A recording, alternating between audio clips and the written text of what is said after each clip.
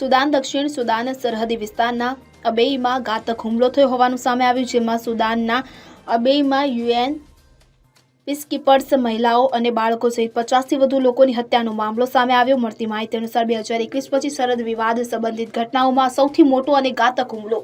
મહત્વનું છે કે અબેઈ અને એક તેલ સમુદ્ર વિસ્તાર છે કે જે દક્ષિણ સુદાન અને સુદાન દ્વારા સંયુક્ત રીતે સંચાલિત છે। આ અંગે અધિકારીઓના જણાવ્યા અનુસાર આ ઘાતક હુમલામાં મહિલાઓ, બાળકો અને પોલીસ અધિકારીઓ સહિત 52 સ્થાનિક લોકો માર્યા ગયા હતા, 64 ઇજાગ્રસ્ત થયા હતા। તો આ ઉપરાંત તેમણે જણાવ્યું કે વર્તમાન ગંભીર પરિસ્થિતિને કારણે ભય અને ગભરાટનું વાતાવરણ સર્જાયું છે। હાલ વિસ્તારમાં કર્ફ્યુ લાદી દેવામાં આવ્યો છે। Bureau report CN24 news. હવે જુઓ દેશ દુનિયાની તમામ ખબરો તમારી આંગળીના ટેરવે।